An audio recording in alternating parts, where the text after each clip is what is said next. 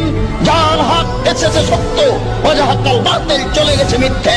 ইন্নাল বাতিল, নিশ্চয় মিথ্যে, কানা যাহুকা, চিরদিন মিথ্যে। আমার প্রশ্নটা ডক্টর জাকির নায়েকের কাছে। আসসালামু আলাইকুম। আমার নাম ফাতিমা।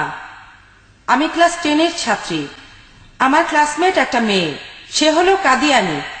কাদিয়ানিদের কথা অনুযায়ী তারাই সত্যিকারের মুসলিম, আর আমরা যারা বিশ্বাস করি যে মুহাম্মদ সাল্লাল্লাহু আলাইহি সাল্লাম আল্লাহর শেষ রাসূল, তারা সবাই হলো কাফের।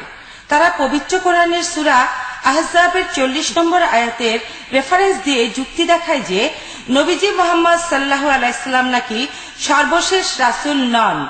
তারা বলে যে মুহাম্মদ সাল্লাল্লাহু আলাইহি সাল্লাম হলেন আসমানি কিতাব পাওয়া সর্বশেষ নবী, কিন্তু আসমানি কিতাব ছাড়া অনেক রাসূল আসতে পারে, আমাদেরকেও নাকি এটা বিশ্বাস করতে হবে। সে যে ভুল বলছে সেটা কিভাবে প্রমাণ করব? এটার উত্তরটা অনেক বড় হবে। এই প্রশ্নটা আসলে আজকের টপিকের বাইরে, তবে সবাই বোধহয় এটার উত্তর শুনতে আগ্রহী। কি বলবো? দর্শকরা চাচ্ছেন আমি এটার উত্তর দেই। বোন, আপনি কাদিয়ানীদের সম্পর্কে প্রশ্ন করলেন। সূরা আহজাবের 40 নম্বর আয়াতে বলা হয়েছে, মা কানা মুহাম্মাদুন আবা আহাদিম মিন রিজালিকুম ওয়ালাকিন রাসূলুল্লাহ ওয়া খাতামুন নবিয়্যিন ওয়া কানা আল্লাহু বিকুল্লি শাইইন আলিমা।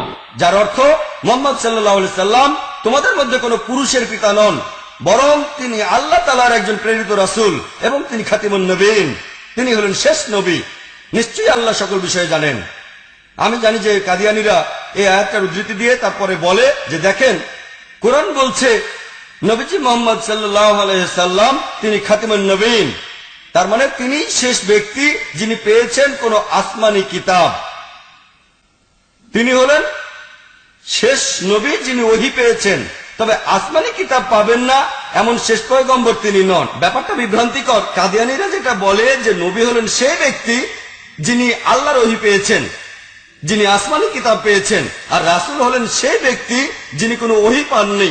তারা যেটা বলে মুহাম্মদ সাল্লাল্লাহু আলাইহি সাল্লাম একজন নবী যিনি আল্লাহ তাআলার কাছ থেকে ওহী পেয়েছেন, তবে শেষ রাসূল নন। তার মানে এমন অনেক পয়গম্বর আসতে পারেন যারা কোনো ওহী পাবেন না, এটাই তাদের বক্তব্য। তবে আপনি যদি সামান্য আরবি জানেন, এমনকি উর্দু জানলেও আপনি বুঝতে পারবেন যে রাসূল হলেন সেই ব্যক্তি যিনি পেয়েছেন কোনো ওহী। তারা নবী আর রাসূলের সংজ্ঞাটা উল্টে দিয়েছে। রাসূল হলেন সেই ব্যক্তি যিনি পেয়েছেন আল্লাহর কিতাব, আর নবী মানে সাধারণ পয়গম্বর।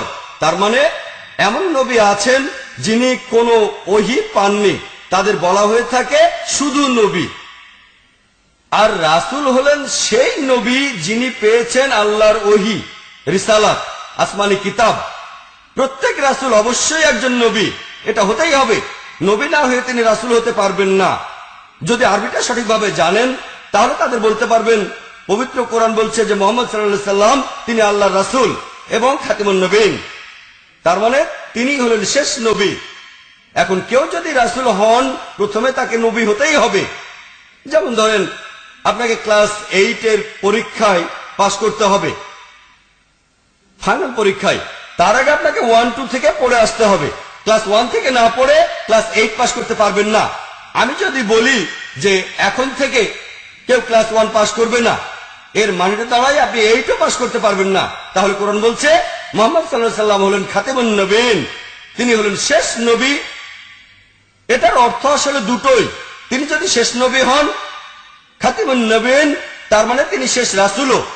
রাসূল মানে সেই ব্যক্তি যিনি কোনো ওহী পেয়েছেন। তাহলে আমাদের নবীজি শেষ নবী, এছাড়াও তিনি শেষ রাসূল, শেষ নবী এবং শেষ রাসূল, আর তিনি শেষ প্রেরিত পুরুষ, দুটোই। যদি কেউ এটা না মানে সে তাহলে মুসলিম না, সে তাহলে সূরা আহজাবের 40 নম্বর আয়াতের বিরুদ্ধে যাচ্ছে।